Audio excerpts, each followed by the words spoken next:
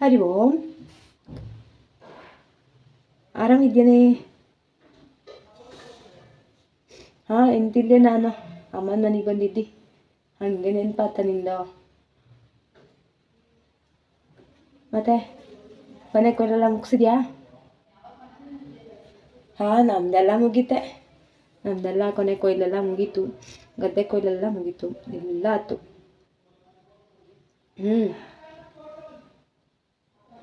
ಓ, ಅಡಿಕೆನಾ ಎಲ್ಲಿ ಸುಲಿಯೋಕ್ಕೆ ಚೆನ್ನಾಗಿ ಸಿಕ್ತವೆ? ಎಂತೂ ಸಿಕ್ಕಲ್ಲ. ಎಷ್ಟು ಹುಡುಕಿ ಹುಡುಕಿ ಹುಡುಕಿ ಇಟ್ಟರು. ನಾವು ಹೋದ ವರ್ಷ ಕರೆದವ್ರನ್ನೇ ಕರೆದ್ರೆ ಎಂತ ಹೇಳ್ತಾ ಗೊತ್ತವ್ರು, ನಾವೇ ಅಡಿಕೆ ಸುಲಿಯೋಕ್ಕೆ ಹೋಗಲಿಲ್ಲ, ನಮ್ಮನೆಯಲ್ಲೇ ನಾವು ಸುಲಿವೇ ಇಲ್ಲ, ನಾವೇ ಮಿಷನ್ನಿಗೆ ಹಾಕಿತ್ತು, ನೀವು ಹಾಕಿ ಅಂದ. ಹಂಗಾಗೊತ್ತು. ನಾವೆಷ್ಟು ಸುಲಿತ್ವೆ?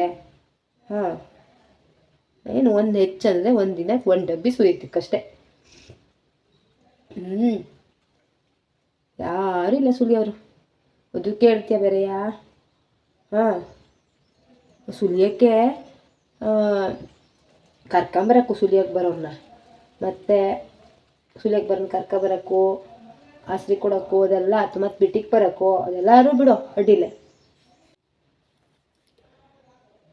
ಬಿಟ್ಟಿಗೆ ಬರೋದಾದ್ರೂ ತಪ್ಪಿಲ್ಲ ಬಿಡು. ಹೆಂಗೋ ಎಂತೂ ಮನೇಲಿ ಕಾಡಿದ್ಮೇಲೆ ಬಿಟ್ಟಿಗೆ ಬರ್ಲಕ್ಕೆ ಬಿಡು, ಅದೇನು ಅನಿಸ್ತಲ್ಲ. ಆದರೆ ಸುಮ್ಮನೆ ಬರ್ತಾನೆ ಪೆಟ್ರೋಲ್ ಚಾರ್ಜು. ಈಗಂತೂ ಗಗನಕ್ಕೇರಿದ್ದು ಬೇರೆ. ಚಿನ್ನದ ರೇಟ್ ಹೇಳ್ದಂಗೆ ಎಲ್ಲ ಏರ್ಬಿಟ್ಟಿನ ಮೇಲೆ. ಅಡಿಕೆ ಆಗೋದು ಎಷ್ಟು ಮಾಡ್ಕೊಂಡೆ? ಅಡಿಕೆ ಆಗೋದು ಸ್ವಲ್ಪ, ಸೂಸಕ್ಕೆ ಮಾತ್ರ ಅದ್ರ ಡಬ್ಬಲ್ ಖರ್ಚು. ಯಾರು ಕೇಳ್ತಾ ನಮ್ಮ ರೈತರ ಪರದಾಟ? ಅಂತೂ ಇಂತೂ ಮಾಡಿ ಅಂತೂ ಮಿಷನಿಗೆ ಹಾಕಿದೆ ಮಾರೈತಿ. ಕೊನೆಗೆ ಎಂತಂದರೆ ಮನೇಲಿ ಯಾರಿಗೂ ಇಷ್ಟಿರಲೇ, ನಾನು ಅತ್ತೆ ಸೇರಿ ಇಬ್ಬರು ಹೇಳಿ ಹೇಳಿ ಇಟ್ಟು ಅಂತೂ ಮಿಷನಿಗೆ ಹಾಕ್ಸಿದ್ಯಾ ನೋಡು.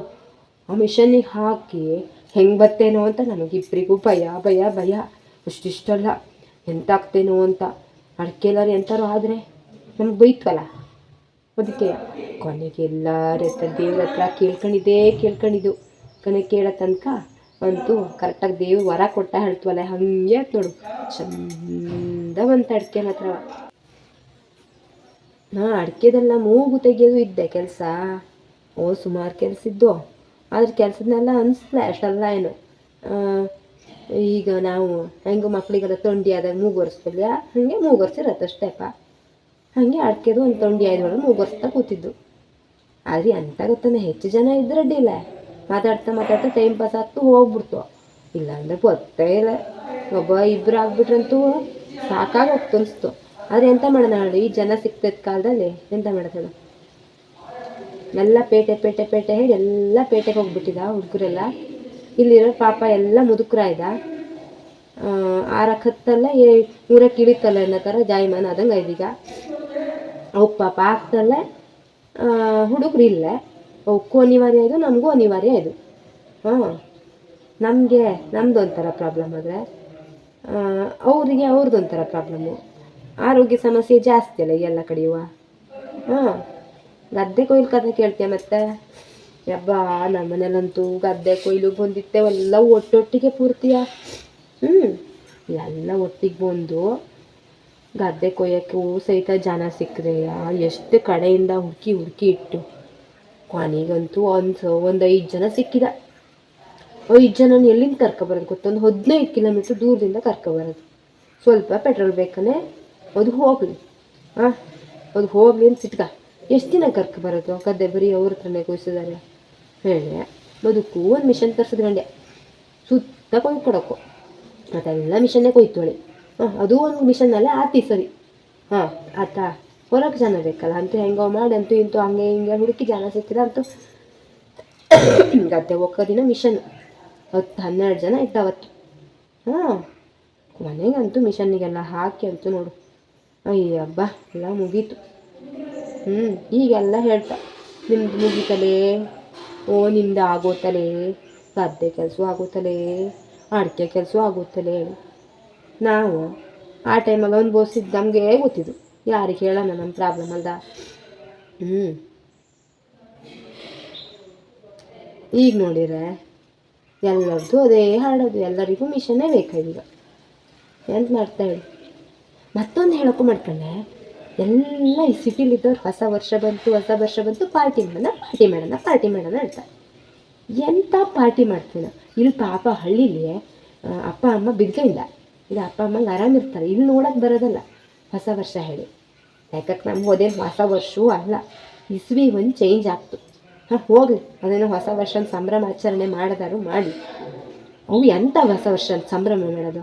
ಒಂದು ಗಿಡನೇ ಇಡ್ತವಲ್ಲೇ ಒಂದು ದಾನ ಧರ್ಮ ಮಾಡ್ತವಲ್ಲೇ, ಒಂದು ದೇವಸ್ಥಾನಕ್ಕೆ ಹೋಗಿ ಹಣ್ಕಾಯಿ ಮಾಡಿಸ್ತವಲ್ಲೇ, ಒಂದು ಯಾವ್ದಾದ್ರು ನಾನಾದ ಮಕ್ಳಿಗೆ ಎಂಥವ್ರು ತಿನ್ನೋಕೆ ಕೊಡಿಸ್ತವಲ್ಲ. ಎಂತಿಲ್ಲ, ದುಂದು ವೆಚ್ಚ, ಬರೀ ದುಂದು ವೆಚ್ಚ ಮಾಡೋದು. ದಿನ ಇಡೀ ದುಡಿತ್ವಾ, ಒಂದಿಷ್ಟು ದುಡ್ಡು ಇಟ್ಕೊಂಡಿರ್ತವಾ ಹೊಸ ವರ್ಷಕ್ಕೆ ಹೇಳಿ ಹೋಗೋದು. ಎಂತೆಂಥೋ ಸಿಗ್ತಲೇ, ಎಂತೆಂಥೋ ವರಮ್ಮು ಎಂತೆಂಥವಲ್ಲ ನನ್ನ ತಗೊಳ್ಳೋದು, ಹೋಗಿ ಕುಣಿಯೋದು ಅದಾ ಸಂಭ್ರಮಾಚರಣೆ ಅಂದರೆ? ಅದರಲ್ಲಿ ಎಂತ ಸಿಕ್ತು ಬೇಕಲ್ಲ? ಒಂದಿಷ್ಟು ಆ ಬಾರ್ ಓನರಿಗೆ ಒಂದು ದುಡ್ಡು ಆಗ್ತು, ಆ ಬಾರಲ್ಲಿ ಕುಡ್ದವನು ಎಂತೂ ಇಲ್ಲ, ಉದ್ಧಾರ ಆಗ್ತೇ ಇಲ್ಲ ಅಂತೂ. ಅದೆಲ್ಲ ಬೇಕಾ ಇವಕ್ಕೆ?